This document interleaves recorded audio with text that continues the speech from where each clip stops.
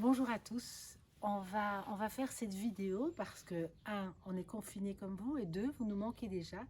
Donc, c'était important de pouvoir partager quelques minutes avec vous sur cette période et voir en quoi la TMA et les lettres pourraient nous aider non seulement à être vraiment dans la prévention par rapport à toute la qualité vibratoire de ces lettres, mais aussi, pourquoi pas, nous aider vraiment thérapeutiquement. Donc je vais d'abord commencer à demander à Franck voilà, de vous parler un petit peu vraiment de l'idée du confinement. C'est quoi pour toi, philosophiquement, le confinement, Franck, et en quoi la TMA peut vraiment nous aider? Déjà, il est intéressant de s'intéresser au mot confinement lui-même et en avoir une approche philosophique et pas une approche où on va subir les choses. Donc il faut remonter toujours à l'origine des choses. Et le confinement, qu'est-ce qu'il pourrait être? En réalité, cette période où nous allons rester chez nous dans le bait nous permet de réfléchir à l'ontologie, même à la métaphysique du confinement. En réalité, nous sommes confinés dès que nous naissons, dès que nous apparaissons au monde. Nous sommes confinés dans un corps avec ses limites. On ne peut pas voler, on ne peut pas nager sous l'eau. Confiné dans une classe sociale, donc confiné dans une religion, confiné dans des idéologies, par une éducation, par une langue, le pays où on est, le département même où on est, ou la ville. En fait, tout cela sont des confins qui sont concentriques les uns dans les autres. Et cette période qui nous est offerte, en réalité, il faut le voir comme ça, même si, comme tous les Français, nous perdons beaucoup en moyens financiers, si vous voulez, mais en réalité, il faut prendre le temps de réfléchir à ces confins. Être confiné, donc, c'est prendre vraiment conscience des limites qui nous sont données par l'univers. Et, euh, et cette période-là va nous confronter à quoi? En fait, ce qui fait peur. Qu'est-ce qui fait peur à tous les Français, la plupart des Français, dans la perspective de rester enfermés dans nos maisons, dans notre bête? Qu'est-ce qui fait peur? C'est être confronté à quoi? En réalité, ce à quoi nous avons peur d'être confrontés, c'est à nous-mêmes. Et ce nous-mêmes, ontologiquement, ce deux qui est en nous, cette altérité qui est en nous, ce deux-là est insupportable. Et nous allons être dans ces semaines qui vont venir en conciliabule avec l'autre nous-mêmes et nous allons tout de suite en être aussitôt fatigués. C'est Lévinas, le grand philosophe Lévinas, qui parle de la fatigue de soi. Et la crainte que nous ayons, c'est d'être fatigué de soi, d'être éreinté de soi. Et comment faire pour sortir de ce confinement? Qu'est-ce que c'est que l'angoisse des Français? C'est ne plus pouvoir aller marcher, ne plus pouvoir aller, nous niçois, au bord de la promenade des Anglais, sur les montagnes, voir des amis. C'est d'être poussé quelque part à la non-existence. Exister, ça veut dire être sorti dehors, être porté au dehors, ex. Et là, on nous porte avec une sorte d'intériorité, d'insistance, si je puis me permettre ce néologisme, donc de rester dans notre camp à soi.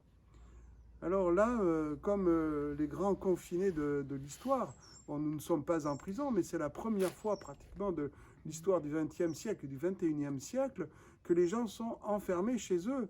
Et même pendant les guerres, il y a des temps de liberté. Là, même en Nice, on entend la sonnerie, la sirène du confinement, c'est-à-dire du blackout.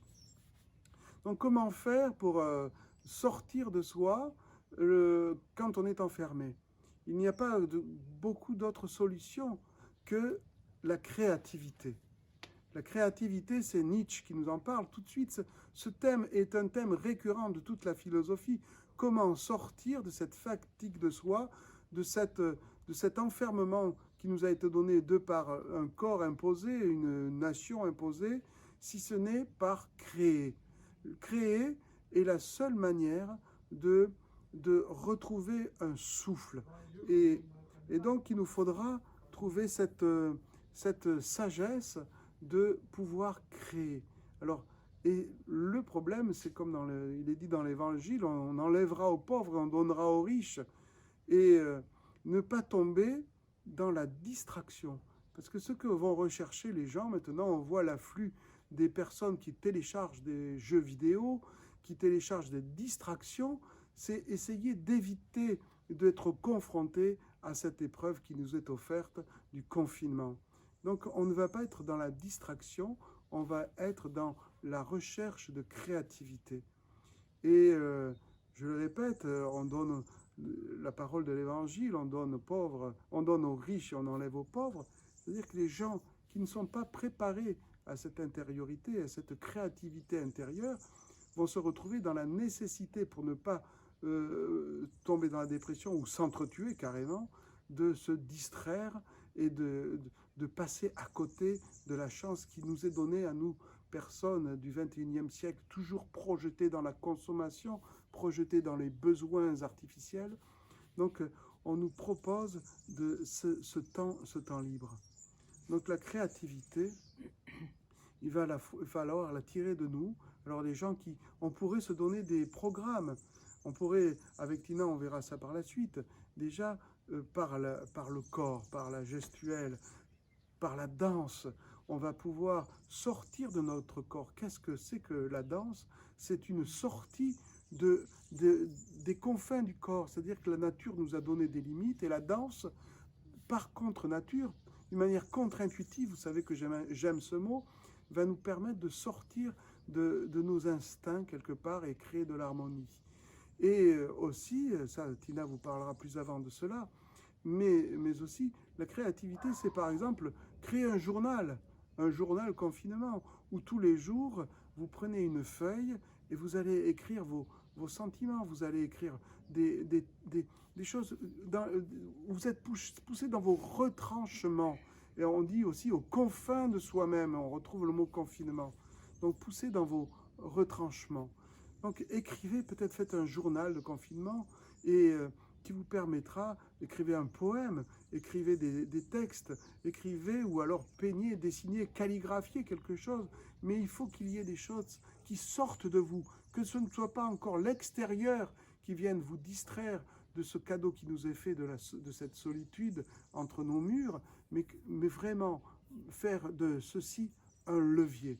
Donc dans cette première introduction à cette période, je vous invite à chercher en vous cette créativité et après, avec la Teima, par la danse, qui est un art, par la danse, sortir de vous-même.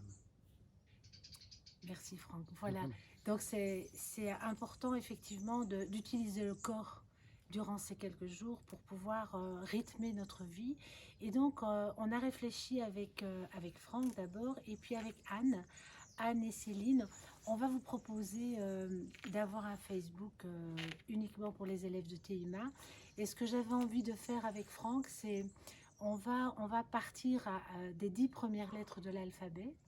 Et on va danser ces lettres-là avec vraiment tout le questionnement du confinement et tout le support philosophique que Franck vient de vous proposer, de vous présenter. Et donc, je vous présenterai la lettre. Ça durera 2-3 minutes. Et j'ajouterai à cette lettre une question. Et donc, vous porterez la question de la lettre et pour vous et aussi pour le monde, pour l'univers, voir en quoi le fait de travailler dans cette période de confinement, la lettre va vous apporter corporellement une énergie pour supporter évidemment l'épreuve, va vous réparer, mais va vraiment faire l'idée de la réparation du monde.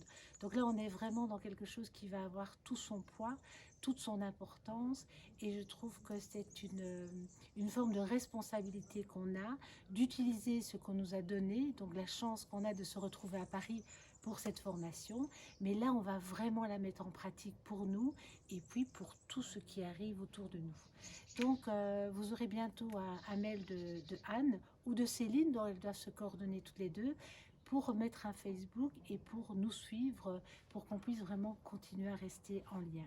Voilà, on vous embrasse très très fort, on pense à vous et en tous les cas en ce qui me concerne, c'est très important de sentir qu'on a une famille comme ça spirituelle autour de nous et qu'on va travailler dans une forme de structure, mais en même temps une forme de créativité. À tout bientôt. Allez, shalom. À bientôt, shalom.